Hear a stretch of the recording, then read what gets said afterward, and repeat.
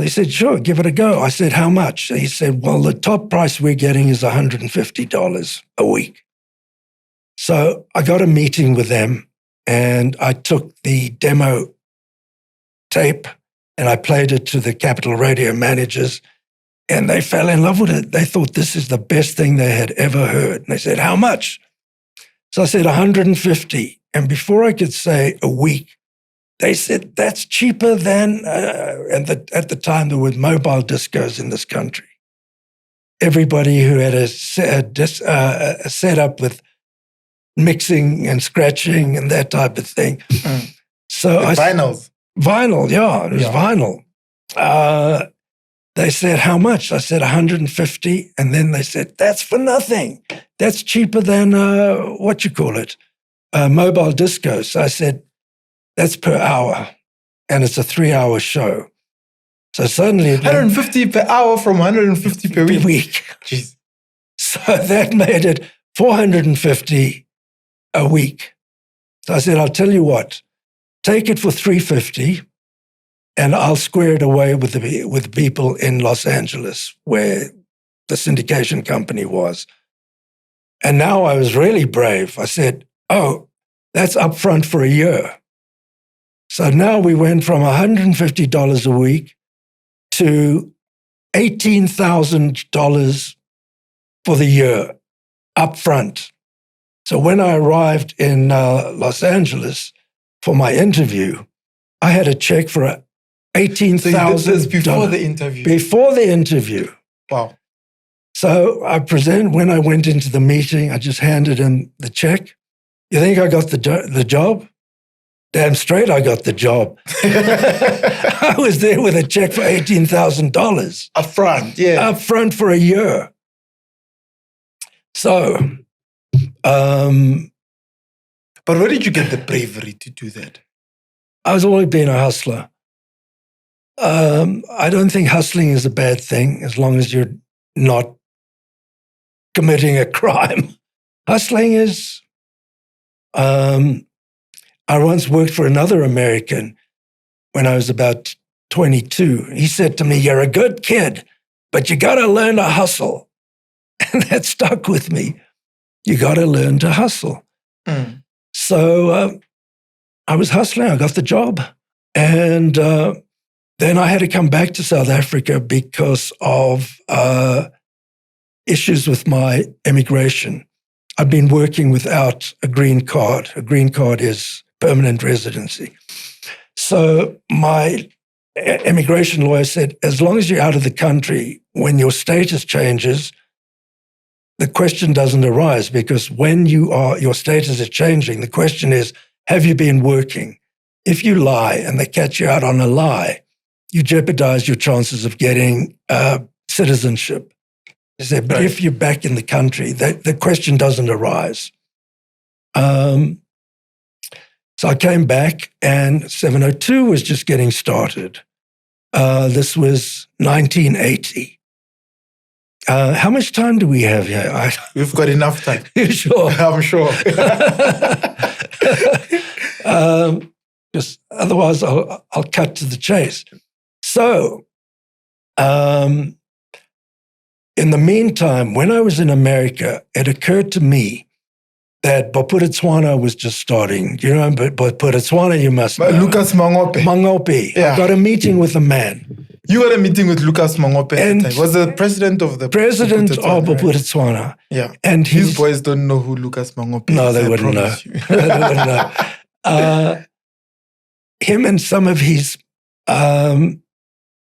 ministers. And I said, here's an idea.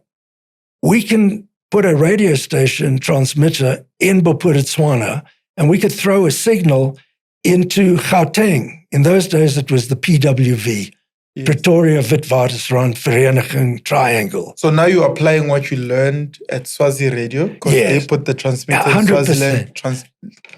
Absolutely, you got it. Yeah. You got it. You're applying what you learned in your first job. Yes, yes. Oh, I'm impressed. So, they listened intently. I came away thinking, that was a good meeting. This thing's going to happen.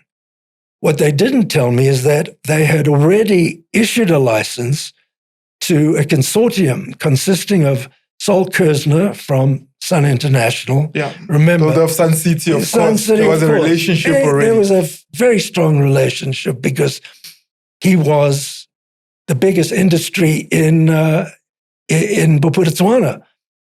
The Kirschers, who were the erstwhile owners of Swazi Radio, 4 newspaper groups.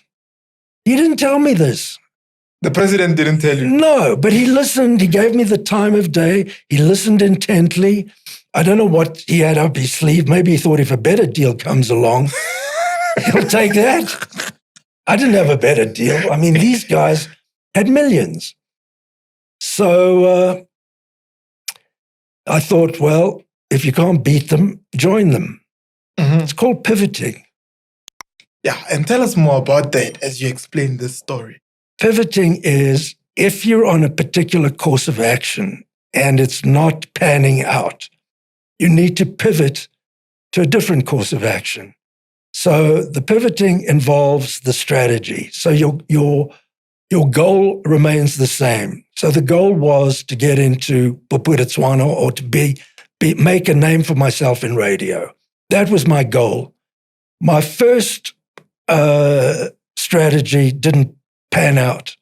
They'd already given the license to someone else. So I had to change my strategy. So I presented myself at Swazi at 702. I didn't tell them of my visit to Bophuthatswana, obviously. Yeah. And they already knew who you were because you had once worked for Swazi Radio in the past. Yes. But you were fired. I was fired. Yeah. And let me tell you something else. The guy who fired me was now working for 702. How's that? The Springborg Guy. The Springborg Guy. Yeah. He was now working for 702. And now how's this for fate?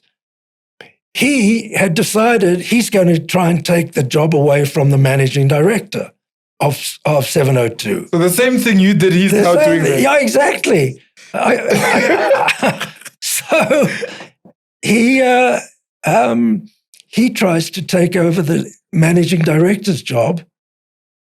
The managing director was Izzy Kirsch of the Kirschers, of Kirsch Industries. Yeah. He was the managing director and a shareholder. Nate's son. Nate's brother. Nate's brother, okay. Nate's brother. So they fired him. And I tempered my ambition. I went there and I said, I'd like to be a presenter. And they insisted that I do an audition, which I was insulted. I thought, asking me, when I've just come from America, working in the heartland of radio in the world, the USA, they're asking me to do an audition. I felt it was like asking, who's the great racing driver? Give me a racing driver. Was Michael Schumacher. No, he's no. What is it? The English guy, colored guy, English. Kambe, who's that guy? Lewis Hamilton. Lewis Hamilton. Yeah. Yeah. I thought it was like asking him to do a driving test. Oh, is that how good you were? No, that's how good I thought I was. There's a difference. Yeah.